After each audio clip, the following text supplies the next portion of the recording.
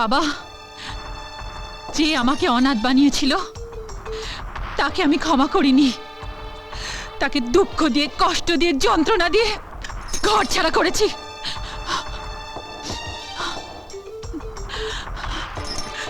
যে তোমাকে রাজপথে আত্মহত্যা করতে বাধ্য করেছিল, আমি তাকে ভিখিরি সাজিয়ে সেই রাজপথে নামতে বাধ্য করেছি। বাবা, বাবা, তুমি ছিলে আমার খেলার সাথী। আমার সমস্ত আবদার হাসি মুখে তুমি পূরণ করতে।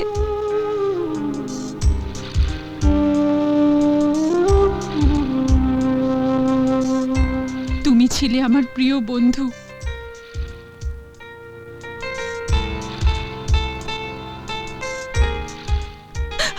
তোমাকে ঘিরেই ছিল আমার মান অভিমানের পালা।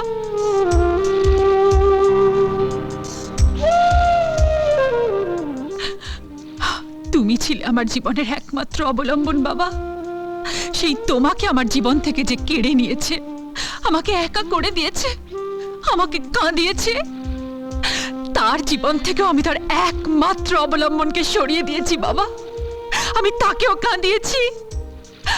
ওর চোখের জলে আমার বুকের আগুন, আমার প্রতিশোধের আগুনকে আমি নিভিয়েছি। বাবা, সাবাস, সন্তান হয়ে সন্তানের মতোই কাজ করেছিস মা। সত্যি তোর নাটকের জবাব নেই। হ্যাঁ বাবা, একদম সুপার হিট নাটক। মামা, তোমার মনে পড়ে বাবার মৃতদেহের সামনে যখন আমি চিৎকার করে কাঁদছিলাম, তখন তুমি আমায় জানিয়েছিলে বাবার হত্যাকারীর নাম সুদীপ্ত ব্যানার্জি। আমার কান্না দেখে তুমি সান্ত্বনা দিয়ে বলেছিলে, যে সুদীপ্ত ব্যানার্জি তোকে অনাথ করলো, তোর বাবাকে আমাদের কাছ থেকে কেড়ে নিল, তাকে আমি ছাড়বো না, কিছুতেই ছাড়বো না। তোমার ইচ্ছে পূর্ণ হয়েছে মামা। এত বড় নাটকের যে নীল নকশা তুমি বানিয়েছিলে, তার বাস্তবে রূপ দিয়ে আমি তৃপ্ত। মামা, যিনি এই নাটকে আমার বাবার চরিত্রে সফল অভিনয় করেছেন তাকে, আর এই নাটকের প্রত্যেকটি চরিত্রে যারা সাবলীল অভিনয় করেছেন, তাদের সবাইকে তুমি খুশি করে দিও মামা। নিশ্চয়ই মা। তৃষ্ণা মা, কেমন আছেন কাকাবাবু? তোমার দয়ায় এই যাত্রা বেঁচে গেলাম মা। আপনার মেয়ের মতো মেয়ে যদি প্রতিটি ঘরে থাকে, তাহলে কোনো বাবার আর কোনোদিন কোনো চিন্তা থাকবে না। সেদিন তুমি টাকা দিয়ে সাহায্য না করলে বাবার এত বড় অপারেশন আমাদের মতো গরিবদের পক্ষে করা সম্ভব হতো না। তোমার এই উপকার আমরা কোনো দিন ভুলব না। ছি ছি বোন, তুমিও আমার জন্য কলেজ ছেড়েছ, মিথ্যে নাটক করে আকাশে সংসারে পৌঁছে দিয়েছ। দিদি, আকাশদাকে পেয়ে তুমি খুব খুশি, তাই না?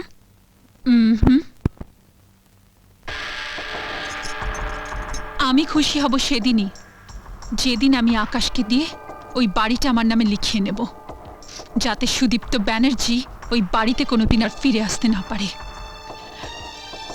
আর তারপর আমি আকাশকে ডিভোর্স করব। প্রেমা, যাও এবার কলেজে যাও। কিন্তু কোনো কিন্তু নেই, সামনে তোমার পরীক্ষা, যাও। হ্যাঁ, তোর বৌদি ঠিকই বলেছে, যা কলেজে যা। ঠিক আছে, ইম্পর্টেন্ট ক্লাসটা করেই আমি আসছি। এবার বলো বাজার থেকে কি আনতে হবে?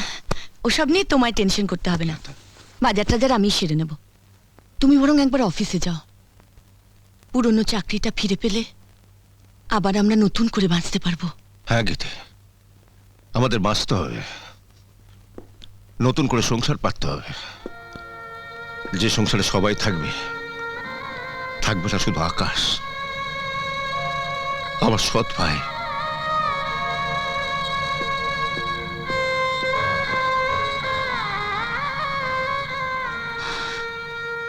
দাদা, বৌদি, দাদা,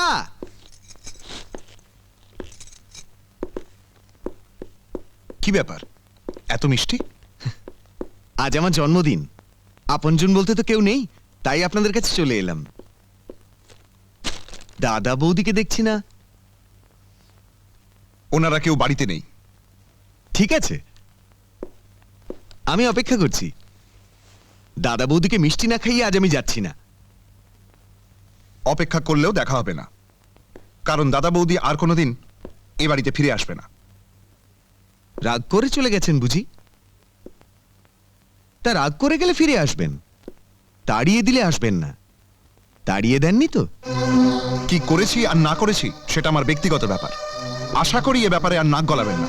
গন্ধরাজ আর রজনীগন্ধার গাছ যেখানে উপড়ে ফেলেছেন, সেখানে নাক গলিয়ে তো শুধু দুর্গন্ধই পাবো। হ্যাঁ স্যার, বাজে জায়গায় নাক ঢুকিয়ে বাজে গন্ধ নিয়ে লাভ কি? ওই চলুন স্যার।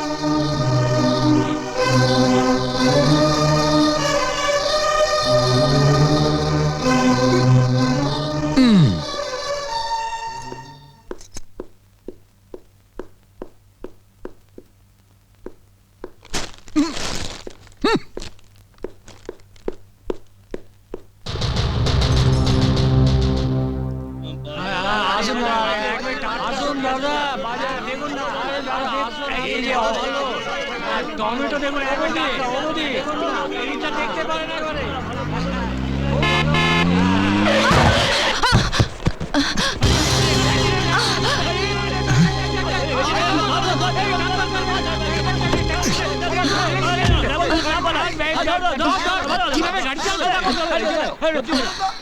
আরে কি মশাই, গেঁজা নাকবে ভিলেনকে গাড়ি চাপ না?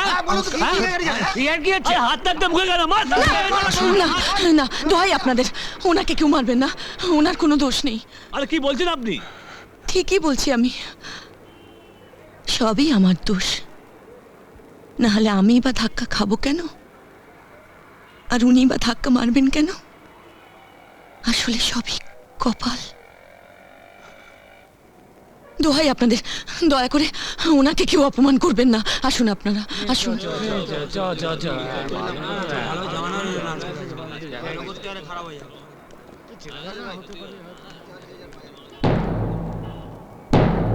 ওরে তোদের বুকে সারাটা জীবন সুখে দুঃখে আমি যেন কাটাতে পারি, স্নেহ ভালোবাসা দিয়ে মায়েরই অভাব আমি যেন চিরদিন মেটাতে পারি। ওরে তোদের বুকে সারাটা জীবন সুখে দুঃখে আমি যেন কাটাতে পারি।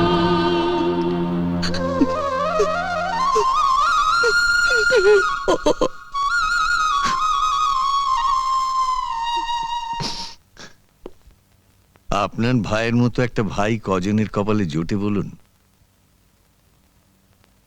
আপনি তো জানেন আপনার মতো আমারও কোনো সন্তান নেই। পাঁচটা ভাইকে সন্তানের মতো করে মানুষ করলাম, আর ওরা আমাকে পর করে দিল। এত কিছু করার পর কি বলে জানেন? আমি নাকি ওদের ঠকিয়েছি। আপনার ভাইয়ের মতো একটা ভাই যদি আমার থাকতো, গর্বে আমার বুকটা ভরে যেত। কি আরামই না রেখেছে আপনাকে, চাকরির যন্ত্রণা থেকে মুক্তি দিয়েছে। আপনার মতো সৌভাগ্যবান কজন হয় বলতে পারেন?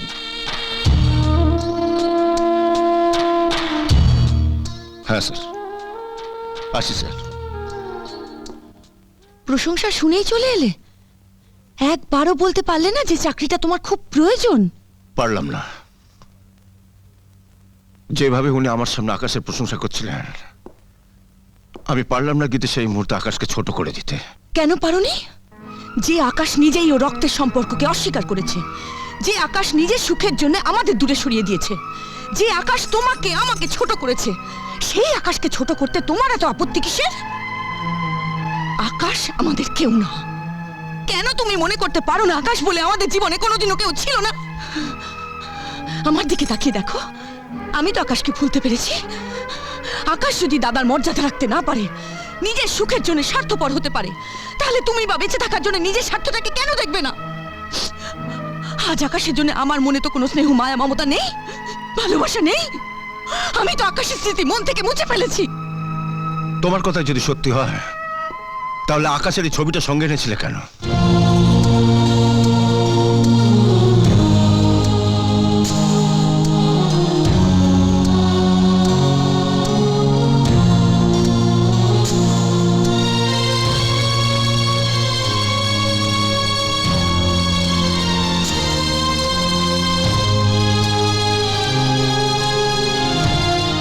গীতি, হৃদয়টা শিশুদের স্লেট নয় যে স্মৃতিগুলো সহজেই মুছে ফেলা যায়।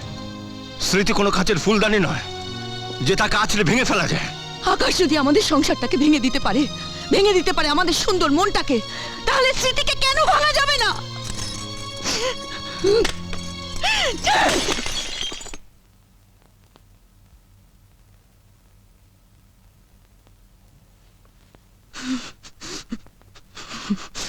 স্মৃতি যখন তুমি ভেঙেই ফেলেছ তখন তোমায় কথা দিচ্ছি, আজ এই মুহূর্ত থেকে আকাশের সুখে আমি হাসবো না, আকাশের দুঃখে আমি কাঁদবো না।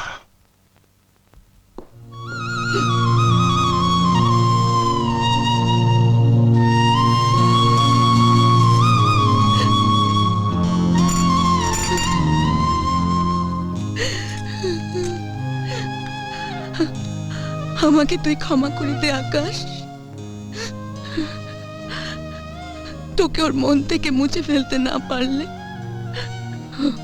ও বাঁচবে না। ওকে বাঁচানোর জন্যে এছাড়া আমার আর কোনো পথ ছিল না রে ভাই, কোনো পথ ছিল না।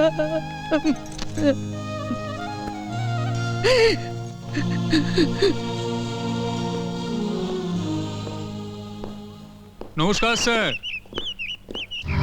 নমস্কার নমস্কার। আপনি ভজন বাবু না? হ্যাঁ, আমাকে আপনার মনে আছে দেখছি।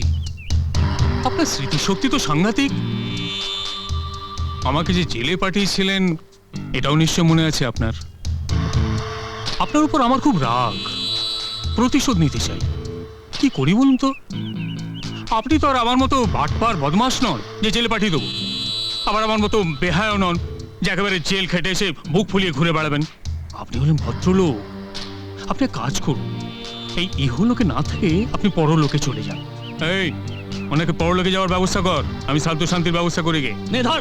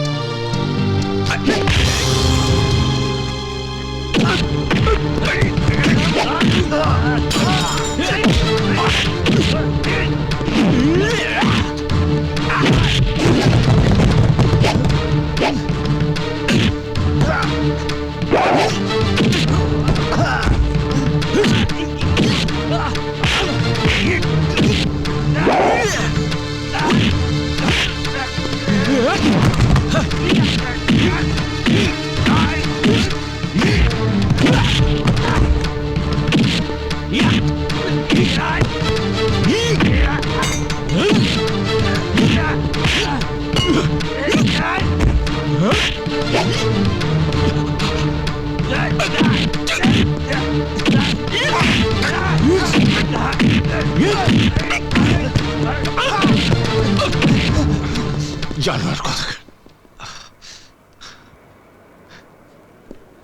এ কি রক্ত? ও কিছু নয় দাদা। কিছু না মানে? রক্ত তো লাল হয়ে গেছে। স্বার্থপর একটা ভাইয়ের কলঙ্কের কালিটা যদি লাল রক্ত দিয়ে ঢেকে দিতে না পারি, তাহলে আপনি তো পৃথিবীর সব ভাইগুলোকে অবিশ্বাস করবেন। দাদা, আমি সব শুনেছি, সব জানি। একটা অকৃতজ্ঞ ভাইয়ের ঘরের দরজা যদি বন্ধ হয়ে যায়, তাহলে আর এক ভাইয়ের দরজা আপনার জন্য খোলা থাকবে। আজ থেকে আপনারা আমার কাছেই থাকবেন। যা হবার নয় তা নিয়ে অনুরোধ করো না ভাই, আমাদের কপাল নিয়ে এখানেই পড়ে থাকতে দাও। ভাইয়ের দাবি নিয়ে আপনার সামনে দাঁড়ালে আপনি ফিরিয়ে দেবেন, তা আমি জানি। ভাইয়ের অনুরোধ উপেক্ষা করবেন, তাও আমি জানি। ভাইয়ের সম্পর্ককে অস্বীকার করবেন, সেটাও আমি জানি। কিন্তু ভাইয়ের দাবি, অনুরোধ আর সম্পর্ককে অস্বীকার করলেও কোনো মা তার সন্তানের দাবিকে অস্বীকার করতে পারে না। কোনো সন্তান যদি তার মাকে নিজের ঘরে নিয়ে যেতে চায়, যদি করজোরে অনুরোধ করে বলে, মা গো তুমি আমার ঘরে চলো, তাহলে কি মা সন্তানকে ফিরিয়ে দেবে?